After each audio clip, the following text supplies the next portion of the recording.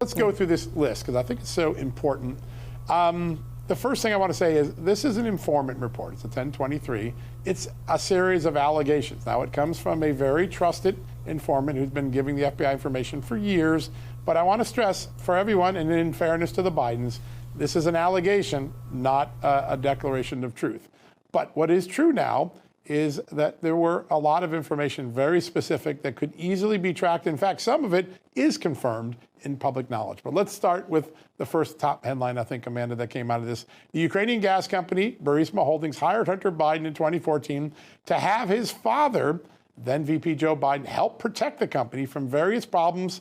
And one of those problems was to, quote, take care of Ukraine's chief prosecutor, Viktor Shokin, who was investigating the company for corruption. Now, that's the allegation that the informant brought. Now, what did we know at that time? Joe Biden did, in fact, take care of Viktor Shokin. He got him fired. So that clearly happened. And by the way, he did it by threatening to withhold $1 billion in loan guarantees. So there was a lot of reason to believe that first allegation was true just from the public record.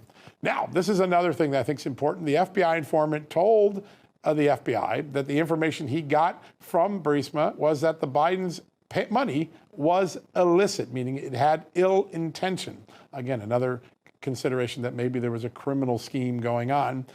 Third, Burisma, this is the third thing that struck me, but Burisma believed it was coerced, that's the word in the document, to hire Hunter Biden, and it considered the hiring to be a package that included the help of his father, Joe, the vice president at the time, and it required a total of $10 million, $5 million to each Biden. I'm going to stop there. Amanda, 5 and 5, that's a hefty tag for just about any bribery scheme I've seen. Did that strike you as pretty dramatic?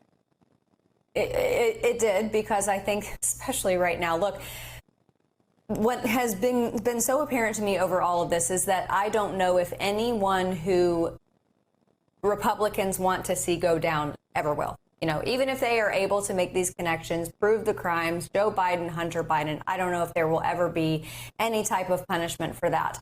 That's not, I think, what is important. Obviously, transparency and sunlight on all of this is the most important aspect. But it is going to be politically damaging. And when you look at the optics of $5 million to most Americans who are having to choose whether they go on a trip this summer or send their kids to summer camp or, buy the groceries that they want to. When most Americans are suffering with issues like that, they're seeing, illegal immigrants pouring across our border, which we're going to talk about with Mark Morgan shortly. Then they see something like this, $5 million, and they think to themselves, wow, there really is a protected class in Washington, D.C., and it's the Bidens. Yeah, the elitists who escape accountability. Back in 2019, I got to interview Viktor Shokin, and he's completely unaware of what the FBI was saying, but here's what he told me.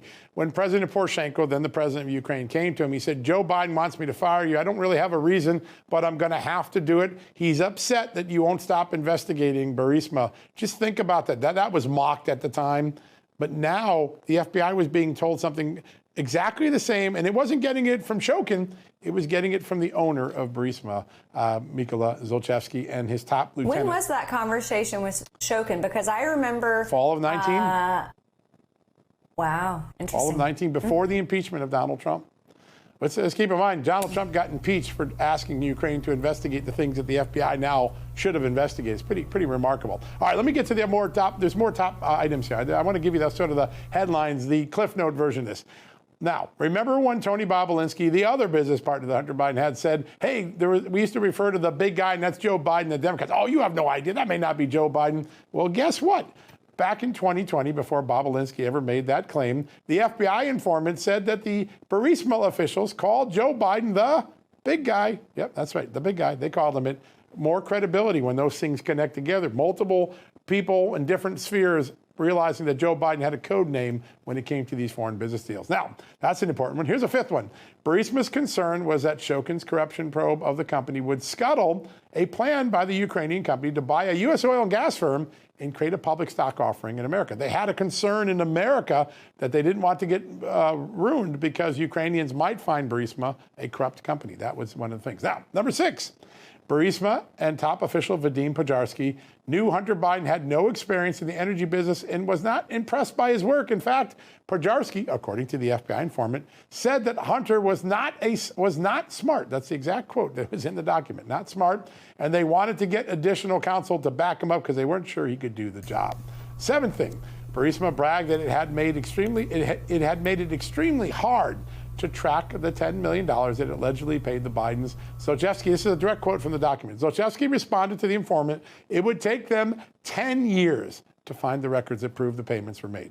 Think about that. That's pretty amazing. Now, the FBI was also told about a lead involving possible use of chain block and cryptocurrency payments. That's something that we haven't heard before. We're going to ask Kevin Brock, the former FBI chief, about that, but that may be an important lead for Congress if they're looking for this money. And finally, this is the big question I think everybody I was surprised to learn. The FBI started receiving information about the Bidens and Burisma and concerns about it back on March 1st, 2017, less than 2 months after Donald Trump had taken the presidency. Think about that. This same confidential human source started informing on this before, Amanda, and we were all kept in the dark. And when 2019 came around and people who started reporting on this were called conspiracy theorists, the FBI knew all along. They had this sitting in their files. We're going to have a great lineup today. I can't wait to talk to Kevin Brock. Can't wait to talk to Tristan Levitt on this. But Amanda, I want to bring you back in. It's a lot to grapple, but just think how specific the information was. The FBI had a very easy roadmap to very quickly find out if this is true or not. Yeah, and I wanted to ask you, because there are so many names and figures and deals and dates and such, because I remember when Petro Poroshenko appeared, I think it was on Fareed Zakaria on CNN. Yep. In 2020, and said that he had never been pressed by Joe Biden.